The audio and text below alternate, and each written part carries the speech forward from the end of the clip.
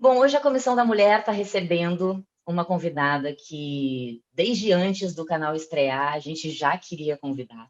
Primeiro, porque é uma grande mulher, uma grande jornalista, faz um trabalho diferenciado na sociedade, e é claro que a comissão estava de olho. Segundo, porque é minha amiga, também trabalhamos anos juntas, e eu conheço essa pessoa muito bem. Sei como ela é na vida profissional e na vida pessoal. E é uma grande profissional, graças à pessoa que é.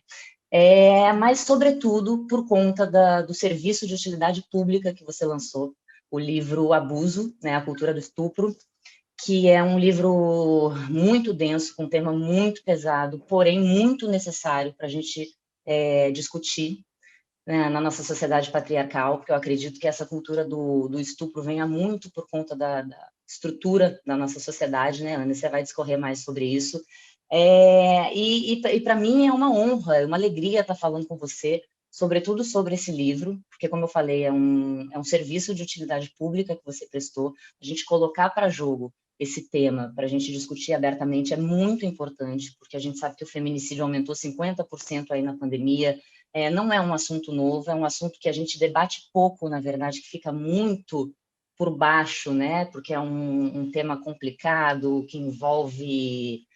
o estupro não é só aquela clássica situação da mulher que foi estuprada por um desconhecido, né? Envolve parentalidade, na maioria dos casos, né, Ana? Então, é um crime que envolve dominação e que envolve a estrutura da nossa sociedade. Então, muito obrigada, primeiro, por você ter aceitado falar aqui com a comissão, que eu acho que você é indispensável aqui com a gente. É, Segundo, parabéns, porque eu te conhecendo pessoalmente, lendo o livro, eu vi muito da Ana Paula, pessoa ali, porque eu, não sei se eu já te falei, eu acho que sim, o quanto eu te admiro como profissional. Eu acho você, se não a maior, uma das maiores da nossa época. Você tem o dom do improviso como ninguém. Você é uma pessoa dedicada, esforçada, inteligentíssima, Não, uma imagina. presença de espírito inacreditável. E assim, sempre foi para mim uma aula ter trabalhado contigo durante tantos anos. Aprendi demais ali, naquela lida diária. E ao mesmo tempo te conhecer também nas internas, no camarim e ver a pessoa que você é. Só você para ter o estômago mesmo de escrever sobre um tema tão denso, porque você é uma pessoa leve, bem-humorada, que às 5 da manhã já estava brincando com todo mundo. E eu acho que só tendo essa aura, essa alma para escrever da forma como você escreveu. Eu vi a jornalista ali numa busca é, voraz pela informação, para passar informação com os números, com as estatísticas, justamente porque é um tema muito nebuloso. Você trouxe para a gente as informações necessárias e, ao mesmo tempo, a Ana, mulher ali, conseguir, que tem uma filha adolescente, conseguir digerir tudo aquilo que você estava passando e É. conciliando com o Bom Dia Brasil, que a gente sabe que é uma rotina complicada, e com mais todas, né, as jornadas de mãe e mulher que você enfrenta. Então, Ana, eu vou te deixar falar, tá? Mas eu queria saber o que que te levou a resolver aprofundar nesse tema, porque ao longo da tua vida como jornalista, a gente sabe, você ganhou um Emmy, né, na cobertura do Complexo do Alemão, a gente sabe que você é dada a essas coberturas mais densas e intensas, mas eu queria saber o Sim. porquê do tema estupro. Ô, Cris, antes de mais nada, sempre um prazer, uma alegria enorme falar com você. Você sabe o tanto que eu te adoro. Não fomos só colegas de trabalho, somos amigas e continuaremos sendo sempre. Então, muito obrigada pelo convite, pelo carinho de sempre comigo, pela amizade, pela leitura atenta do livro. E acho que respondendo a sua pergunta foi exatamente o que você disse logo no começo, é utilidade pública, né? Eu acho que o estupro, a violência sexual, esse é um assunto que é tão ainda varrido para debaixo do tapete, que, no entanto, como você também lembrou, acontece principalmente com pessoas, entre pessoas da mesma família, pai, padrasto, geralmente crianças e adolescentes que são as maiores vítimas. Claro que tem também os casos das mulheres que são abusadas por maníacos desconhecidos no meio da rua, mas isso não é a maioria dos casos. Então, isso faz a gente pensar que a violência sexual está muito dentro da rotina, está entranhado na realidade das famílias brasileiras, de todas nós mulheres. Olha, eu comecei a escrever, a pesquisar para esse livro, com todo mundo que eu comentava, não tinha uma mulher que não viesse me contar alguma história, ou de estupro em si, ou de algum tipo de abuso, seja daqueles menos graves, como o abuso dentro do transporte público, que acontece a toda hora, né? Eu já andei muito de ônibus e eu duvido que alguma mulher que ande de ônibus não tenha passado por alguma situação de alguém que se esfregou, de algum homem que ficou ali encarando de uma maneira E a gente enfrenta isso desde absurda. muito novinha também, né, Ana? Desde nova, exatamente. Adolescente, eu ia para a escola e já era uma preocupação, já era uma questão. E isso é uma situação muito delicada. Aí a gente está vendo como é que tudo isso vira uma bola de neve, né? Porque começa lá cedo, aí o que, que pais e mães fazem? Ficam educando as meninas para elas terem cuidado, para elas não usarem determinada roupa, cuidado com quem fala, quando na verdade o foco está invertido. A gente tem que investir na educação de todos para o respeito, tem que investir na educação dos meninos para que eles entendam o que é consentimento, que tenham o mínimo de respeito pelas mulheres. Eu acho que essa noção de consentimento, então, é muito pouco debatida. Acho que os homens não entendem. Tem muito daquela resquício, daquela cultura de ela disse não, mas no fundo ela queria dizer sim. No fundo ela está gostando. Se bebeu é porque está pedindo. Se botou essa roupa é porque quer. Então, No esses fim das conceitos contas, Ana, a culpa é sempre mudados. da mulher. A gente tem muito essa coisa enraizada de que a culpa é sempre da mulher. Se as coisas dão errado, a culpa é da mulher. Se foi estuprada, a culpa é da mulher. Alguma coisa a mulher fez para, né, isso acontecer. Eu digo sempre isso, que estupro é o único crime em que a vítima é que sente culpa e que sente vergonha. E isso é tão cruel, porque a própria vítima faz isso com ela mesma, sabe, Cris? Porque como a sociedade toda é muito machista e sempre tende a achar, mas essa mulher foi vítima de abuso, a primeira coisa é a dúvida, né? Mas será que ela foi mesmo? Será que ela não está mentindo, não está inventando isso para... Aí vem Para acabar com a várias vida do caixinhas de opções. cara, ou Para enfim. aparecer, para acabar com a vida do cara, para se fazer de vítima, o que quer que seja. Será que não? E depois, uma vez, acreditando, mas o que ela bebeu? O que ela estava vestindo? Onde que ela estava? Sabe, isso é tão cruel, porque aí a própria vítima internaliza, tanto somos todos criados na mesma sociedade. Então, eu vi muitas vítimas que se culpam do tipo, achando que poderiam ter evitado, mas se eu não tivesse ido naquele lugar X. Mas será que, às vezes, até meninas, crianças que foram abusadas quando pequenas, por pai ou por padrasto, acham ainda que tiveram alguma parcela de culpa, de responsabilidade naquilo. E eu sempre bato nessa tecla. Como em todos os crimes, o único culpado pelo crime é o criminoso. E no caso de violência sexual em si, é uma fantasia criada pela cultura machista achar que a vítima tem alguma responsabilidade de induzir o homem a cometer uma violência sexual. Mal comparando, eu até boto isso no livro, é a mesma coisa que, por exemplo, você está no meio de uma rua vazia, deserta, sem câmera, sem nada, vem passando uma criança com uma sacola cheia de dinheiro. Por causa daquilo, você vai virar uma bandida, vai passar a mão no dinheiro da criança, porque afinal ela facilitou. Ninguém vira um criminoso assim, porque a outra pessoa fez com que as atitudes dela estão me forçando a cometer um crime, porque eu sou uma pessoa de bem, eu não faria. E essa história de pessoa de bem, isso também é muito importante a gente ficar atento, porque muitas vezes os abusadores sexuais, eles têm uma vida impecável em outros aspectos. Vamos tirar aquela ideia de que é só o maníaco, o maluco na rua e tal. Não, são caras que O muitas pedófilo, vezes... inclusive, Ana, fazendo só um parênteses, Uhum. um trecho do livro, você fala que o número de crianças abusadas é absurdo, porque é um crime que tem a ver com dominação, então é muito fácil você dominar uma Sim, criança, né? exato.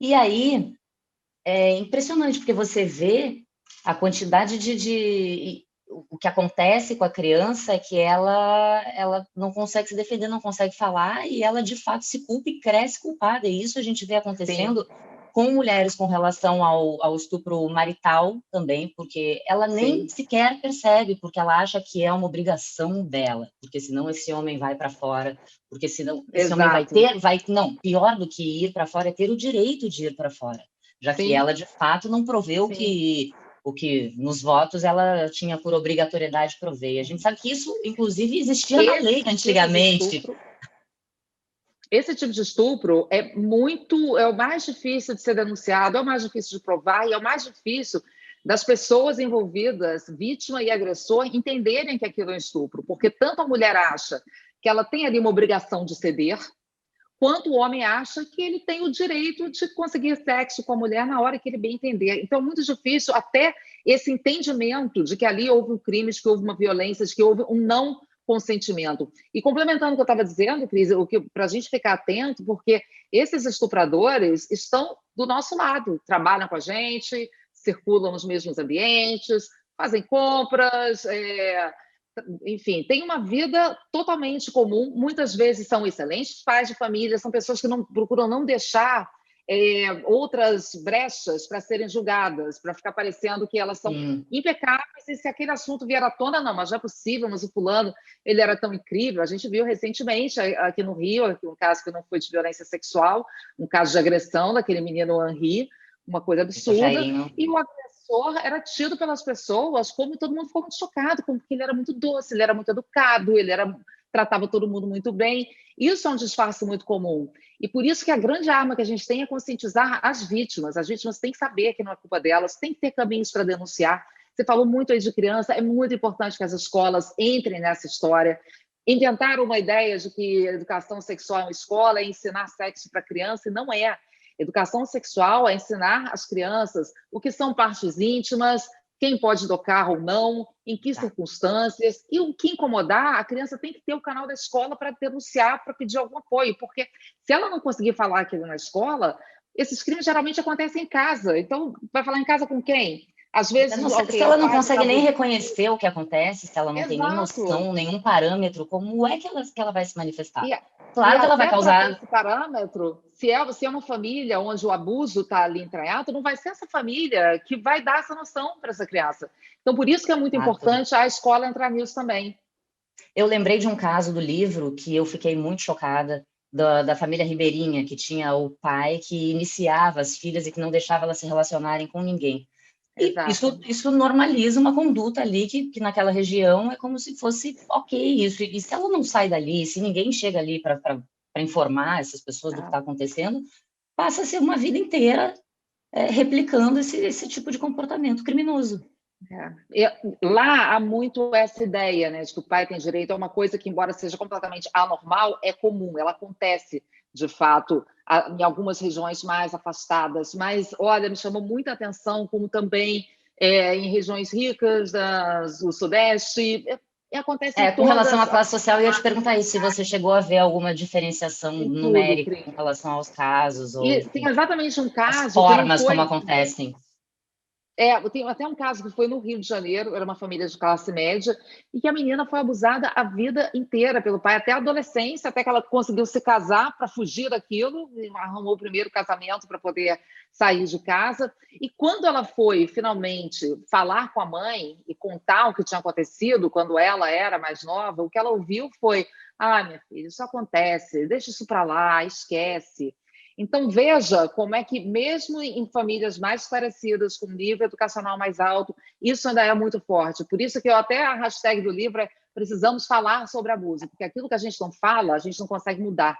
Só com informação a gente consegue pensar, refletir. E nas mínimas coisas, sabe, Cris? Nos mínimos, no jeito como a gente fala, no que a gente passa de ideia para os nossos filhos. Eu acho que a gente tem que estar atento a todos esses pequenos gatilhos, digamos, que de alguma forma autorizam ou legitimam violência contra a mulher, que é um absurdo. Exato, é porque existem níveis, né? A gente está falando de casos extremos, que você pegou uma parte, um recorte ali, né? Que é pouco debatido por isso, né? Você resolveu trazer à luz, que é muito importante da gente falar, mas isso também suscita desdobramentos, né? Porque, na verdade, isso já é o fim do caminho. Isso começa na violência psicológica de uma forma muito sutil, às vezes, que nós, mulheres, de muitas formas endossamos, porque a gente é produto dessa sociedade machista e patriarcal. Então, é claro que a gente replica muita coisa. Muitas mulheres criam muitos filhos machistas. Então, por isso é tão importante a gente debater, para a gente transformar esses conceitos, para a gente compreender esses conceitos. E por isso existe o canal da comissão, para a gente poder ter essa troca, para as pessoas começarem a entender e para haver, de fato, alguma transformação, porque é inacreditável o que acontece. Eu tinha perdido o fio da meada, mas o que eu queria falar com relação ao abuso, com relação às crianças, que me chocou muito que você falou, que você trouxe os números, é com relação à pedofilia. São pouquíssimos os casos de pedófilos, na verdade. E isso só reforça que é um crime de dominação e que não tem a ver com doença ou com, enfim, uma falta de controle, até porque você fala, esses caras muitas vezes se disfarçam. Tudo bem, tem muita gente que replica os conceitos machistas na sociedade e não se liga. Mas o cara que chega nesse ponto, ele não só se ligou, como ele já está manipulando, né, Ana? E ele diz para si mesmo que o que ele está fazendo não é tão grave assim. Tem mil maneiras da pessoa se perdoar, sabe? Seguir sua vida. E até essa história de ser muito perfeito em outras áreas, se dedicar muito, fala, puxa, não, mas ok, eu estou errando nisso aqui, mas eu sou um excelente trabalhador, eu sou um pai de família, eu faço tudo. Enfim, são muitas coisas. Agora, nessa história da pedofilia, é importante a gente ressaltar essa diferença, e acho que vocês aí na OAB estão bem mais atentos a isso, né? Porque há uma diferença do que é uma doença do conceito que está na lei. Não existe na lei, por exemplo, um crime de pedofilia, porque existe sim o crime, claro, de abuso sexual contra criança como agravante, né? Aliás, existe um outro artigo até que é específico do abuso sexual contra crianças e adolescentes, contra menores de idade, que é o estupro de vulnerável, que se aplica também a pessoas com algum tipo de deficiência e pode se aplicar também, isso é importante, a mulheres, por exemplo, que tenham sido drogadas ou que estivessem bêbadas, qualquer situação onde a vítima, a outra parte, não tenha tido condições de reagir ou de dizer não, ela pode ser enquadrada no crime de estupro de vulnerável. E pedofilia é um problema psiquiátrico, um distúrbio psiquiátrico que atinge uma minoria, minoria da população, 5% no máximo. Isso não casa com os números enormes de pessoas que abusam de crianças. Então, a conclusão é essa, que a maioria dos abusadores de criança não tem distúrbio da pedofilia, não tem nenhum distúrbio psiquiátrico que, de alguma forma, explique isso, não tem aquele impulso de abusar ou de ter relações sexuais com crianças. Simplesmente se aproveitam da vítima que está ali, geralmente, dentro de casa, que sabe que não vai falar nada, que se falar, muitas vezes dá para contornar, para não ser... não ter no seu relato, ter gente que acredite naquilo. Crianças são mais fáceis de ameaçar, de dominar e até de seduzir, de chantagear, enfim, tudo aquilo que a gente sabe. Então, é muito importante diferenciar. A gente convencionou chamar tudo de pedofilia, né? Mas, na verdade, o distúrbio da pedofilia é bem pouco presente e, pelo contrário, eu entrevistei até um psiquiatra que me contou de um caso de um homem que já tinha um neto e que ele era portador do distúrbio da pedofilia. E ele tinha pavor de um dia abusar do neto. Então, ele se tratava, ele buscou tratamento.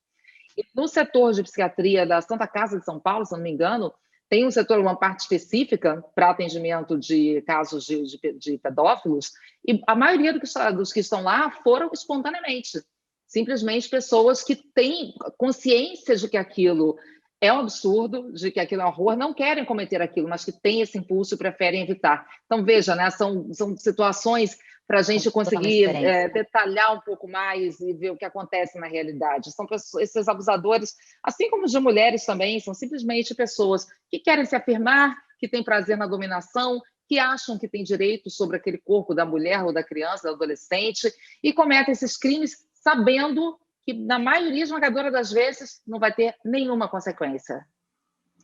Pois é, e aí você deu de cara com esses estupradores, entrevistou vítimas, e a gente tem muita curiosidade de saber como foram esses bastidores, porque ao mesmo tempo você estava trabalhando no Bom Dia Brasil, você viajava. Em que ano? Eu fiquei curiosa, fiquei tentando lembrar se eu estava perto de você na época que você estava escrevendo o livro. Acho que sim, Cris. Será? Porque eu não lembro de você atucanada, como a gente fala aqui no Sul. Comecei a preciso viajar, tal. Então, eu comecei a pesquisar em 2017. Eu estava lá. Estávamos juntas, não? Sim. Para ver como você é, então, né? Plena, que ninguém nem percebeu o que estava acontecendo. Mas é porque, como você sabe, a rotina do Bom Dia Brasil, você tem que estar lá de manhã muito cedo. Então, e é todo dia, segunda a sexta. Então, eu aproveitava para viajar nos fins de semana, porque a ideia era traçar um retrato do Brasil, né? Nos feriados em que eu estivesse de folga, peguei um pouco das minhas férias para isso. E, às vezes, durante o dia de semana, eu fazia alguns bate-voltas, tipo, para ir para São Paulo, dava para ir, acabou o jornal, ia fazer as entrevistas, voltava no último voo à noite. E teve uma vez até que eu fui lá para a tua terra, eu fui lá para Porto Alegre, para ir no presídio de Charqueadas, e tinha que ser numa quinta-feira, porque era o dia que abriam para visitação. Então, era o dia que eu poderia ir lá entrevistar os presos. Só tinha esse dia. Beleza, lá fui eu. Na hora de voltar, foi um desespero, eu quase perdi o voo. E eu falei, gente, se eu perder esse voo, não tem voo no outro dia cedo para eu estar no jornal sexta-feira. Esquece, vou ter que ligar, enfim. Eu não tinha dito para ninguém que eu ia lá para Porto Alegre no meio da semana, não tinha deixado ninguém de sobreaviso, porque achei que daria tudo certo. Enfim, eu sei que foram muitas dessas situações de correria, e eu me lembro que depois eu falei com a Mona, que era a nossa editora-chefe no Bom Dia Brasil, Querida, uma né? E eu fofa, um contei, beijo para Mona. eu contei essa história para ela, ela falou: Meu Deus, Ana Paula, ainda bem que na época eu não soube disso, eu ia ter ficado de cabelo em pé, sabendo que você está arriscando não estar no dia seguinte do jornal. Enfim, Ainda bem mas que deu deu tudo tudo certo. certo. Por isso também foi um trabalho um pouco mais demorado, foram 4 anos de pesquisa, porque para ir, né, para Marajó, para o Sul, Nordeste, enfim, todos esses lugares, algumas vezes. E, além disso, acho que eu continuei com o meu trabalho, até para o tempo mesmo disponível para fazer isso, e também acho que eram entrevistas tão pesadas que às vezes eu precisava parar. Até que depois, quando comecei só mais a escrever, tinha poucas entrevistas para fazer, eu tinha horas que eu largava tudo, abrir um vinho, falar, Pelo não vou amor de pensar Deus, mais nisso agora, e por isso eu procurei botar muita informação no livro, para não ficar uma coisa só muito em cima dos casos, porque senão fica muito difícil de digerir. E o maior retorno que eu tenho tido, muita gente já veio dizer para mim, eu quero ler o livro, mas eu estou com medo, eu acho que vai ser muito pesado. Eu falei, olha, pesada é a nossa realidade, né? Enfim, não tem como não mudar, adianta mas ali tapar, né? não adianta tapar, mas ali tem muita informação que essa sim tem que ser vista, tem que ser enxergada e que pode ajudar. E eu tenho tido retorno de algumas vítimas de estupro que leram o livro, e teve uma menina que falou para mim uma coisa que eu falei, nossa, era esse o objetivo, missão cumprida. Ela falou, eu li o livro e eu fiquei de alma lavada, porque ela, muitos anos depois do crime, que ela tinha sido vítima, ela ainda se sentia culpada, se sentia responsável, e eu acho que quando você tem uma noção do todo, você começa a, de fato, cair a ficha de que a culpa não é a sua. Porque por mais que as mulheres sejam esclarecidas, vítimas, às vezes, no nível sociocultural, educacional super alto, muitas vezes elas não... Desculpa. Muitas vezes elas não têm... elas sabem que são Vítimas vítimas, mas internamente ainda se sentem culpadas. e passam se martirizando a vida inteira e com esses traumas reverberando e reverberando nas relações, né? Por isso que é tão importante a gente realmente... Exato. Ninguém é culpada disso acontecer, e isso é o mais importante que a gente tem que mais bater na tecla, né? Porque Isso, senão a Cris, gente isso é não uma consegue mensagem que transformar eu nada. sempre deixo. Eu gosto muito de pisar nessa tecla, assim. Claro que a nossa vida é moldada em quem somos pelas experiências que a gente tem ao longo da nossa existência. Então, não dá para pagar uma experiência traumática como essa, de jeito nenhum. Mas essa experiência também não precisa te definir, não precisa ser quem você é para o resto da vida. Eu vejo mulheres que sofreram violência sexual e que até hoje enfrentam problemas de relacionamento, enfim, das mais variadas formas, que enfrentam depressão. Tudo isso tem como tratar, tem como melhorar. Claro que cada pessoa é uma pessoa, as pessoas às vezes demoram muito para pedir ajuda, para As pessoas perceber têm que não muita conseguem passar vergonha, por né, aquilo com sozinho. relação a esse Tem crime, e aí elas vergonha, se abrem. é muita coisa envolvida nisso, mas olha, ninguém precisa passar por isso sozinha. Dá para conseguir ajuda, e com a ajuda fica muito mais fácil, sabe, de levar esse trauma, que vai seguir, mas, repito, não precisa ser o que vai definir a sua vida. Exato, por isso eu indico o teu livro, por isso eu indico sempre o canal da comissão, porque a gente precisa realmente conversar e a Isso. mulherada precisa falar, trocar, porque é como você falou, todo mundo passou, seja por algum abuso na rua, alguém falando besteira, até chegar a esse nível mais extremo Exato. de violência. Então a gente É, realmente precisa quebrar esse tabu, porque é um tabu. A gente fala pouco sobre isso, porque exatamente. a gente normalizou isso na nossa sociedade. Ah, normal o cara falar. Só que aí se tu inverte, tu não vê mulher fazendo isso, é muito, muito difícil, né? É aí que a Ah, gente vê sim, onde começa a falta de respeito também e o porquê exato. dessa. Tudo bem que a gente entende historicamente a questão patriarcal, de dominação, enfim, mas eu acho que os homens já está na hora também de fazer esse exercício de pegar junto, Sim, que eu ouvi de um psicólogo e realmente eu concordo, nós não temos força social, a ideia não é todo mundo ficar brigando, a ideia não é a guerra dos sexos, a ideia é as pessoas se juntarem aham, para transformarem isso na para sociedade, fazer um mundo inclusive. melhor para todo mundo, Exato. claro. Exato, porque os homens sofrem também com esse machismo, essa coisa da Sim, dessensibilização, de não poder chorar, não poder ser quem é, enfim. E você teve um homem que te acompanhou nas pesquisas, né? Que te ajudou muito sim, no trabalho. Eu sim, queria o ver, porque Marcos. assim, é muito chocante para a gente ouvir todas essas coisas. Eu queria ouvir de você a percepção com relação à desconstrução deste homem participando, porque ele participava das entrevistas com você, ele ia junto, Sim, né? Ouvia os sim. relatos dos estupradores, das vítimas. Como é que foi para este homem Você percebeu alguma diferença entre a desconstrução sua e Nossa, dele? mas muito assim, sabe? Ele ficava tão impactado quanto eu. Eu me lembro que uma vez a gente foi numa entrevista que era no Piauí, no Centro de Menores Infratores. E lá tinha uns três menores que estavam lá internados e que eles tinham cometido um estupro coletivo. E tinha um deles que era meio o mentor do grupinho ali. E aquele menino, ele falava de um jeito tão cruel sobre o que ele tinha feito, como se ele não tivesse feito nada demais. Isso é uma outra coisa, assim, que a gente também tende a achar que, puxa, para cometer um crime tão horroroso desses, a pessoa tem que ter uma doença, não é possível, é doente, deve ser psicopata. E, assim, Não, a há maioria não é. psicopatas que cometem estupro, mas a maioria não tem distúrbio nenhum, nenhum. É simplesmente machista e acha que pode. Mas esse menino, ele realmente tinha altos traços de ser um psicopata. E ele falando, escrevendo, a gente saiu dali, era a última entrevista, a gente saiu e a gente tinha combinado de comer alguma coisa para depois fazer as entrevistas de tarde. A gente foi os dois calados para o restaurante, aí a gente sentou na mesa, a gente não conseguia pedir, não conseguia falar, a gente ficou assim, minutos a fio, os dois completamente impactados. Então, ele ficou muito. O Marcos de Gênova, um pesquisador que, além de tudo, é uma figura ótima, me ajudou, me acompanhou direto nas entrevistas. Até hoje, 4 anos depois de pesquisa, quer dizer, a gente encerrou as pesquisas e eu comecei a tocar o livro mais nos últimos 2 anos. Até hoje, qualquer coisa que eu preciso, eu vou atrás dele. E ele tem 2 filhas, então, para ele se botou muito no lugar, em muitas situações, como eu me botei no lugar quando as vítimas eram crianças. Eu lembro de uma menina que eu entrevistei, que tem a mesma idade da minha filha, menina com a vozinha doce, na época, as duas com 11 anos de idade. Essa foi uma entrevista que eu tive que, sabe, dar uma interrompida para chorar copiosamente, porque é muito difícil lidar com isso. Mas eu acho mais difícil ainda não lidar. Eu acho mais Exato. difícil ainda fingir que não Fazer existe vista e grossa. ficar o tempo todo convivendo com isso, sabendo que isso está por aí, a gente não está fazendo nada para mudar.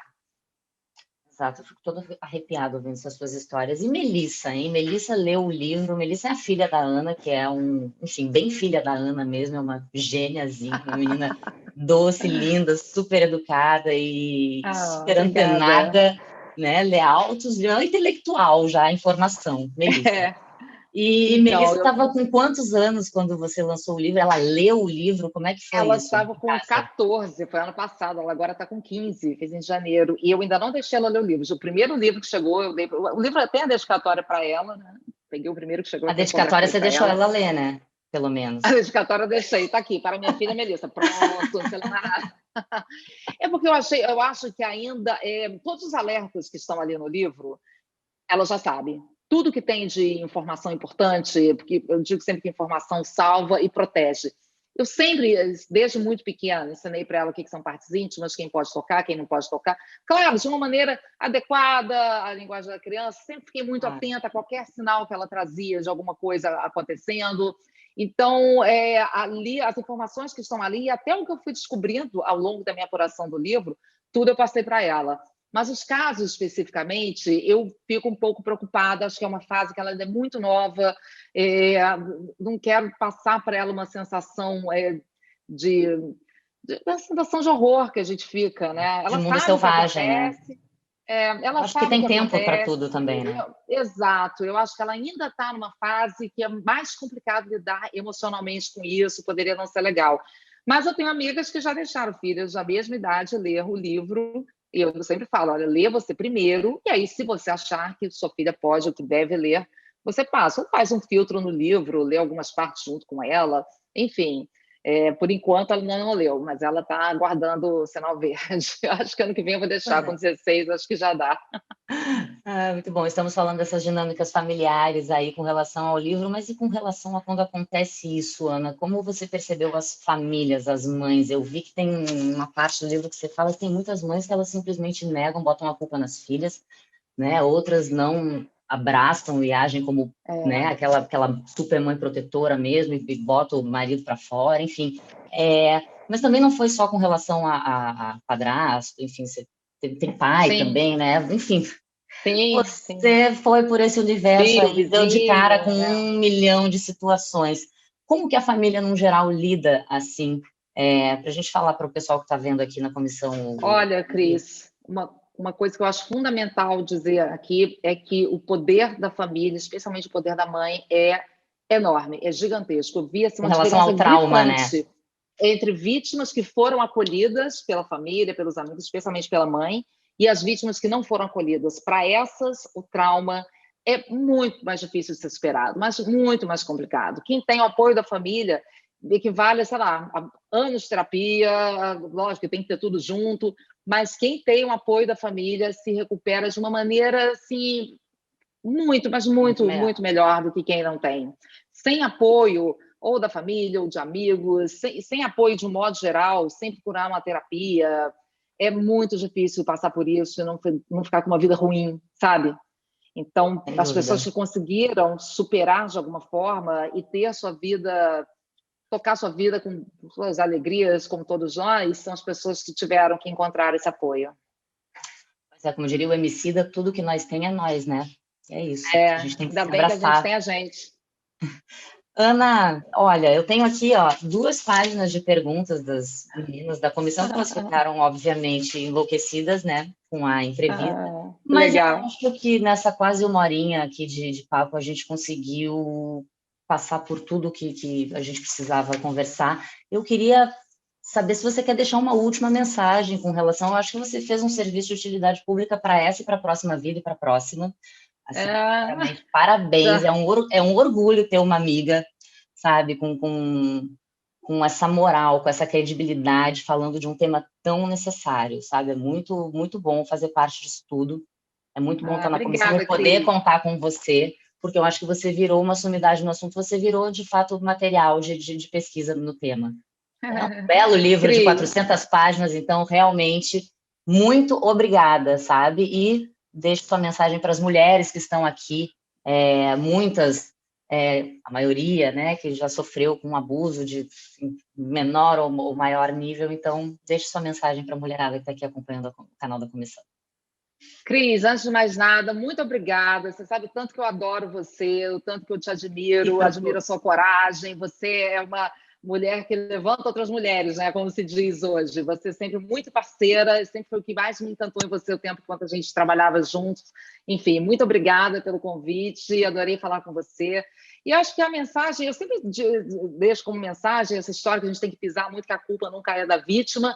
Mas eu queria deixar uma outra mensagem aqui hoje, assim, vamos virar esse jogo, gente. Vamos virar com consciência, não é simplesmente com agressividade de volta, embora às vezes seja um pouco necessário, né? A gente ter um pouco de agressividade Vamos dar uma do situada, né? Mas, no geral, violência gera mais violência, então acho que tem que, é bom a gente conseguir se impor, mas vamos sobretudo com virar esse jogo. inteligência e informação, que é isso que você faz. Informação.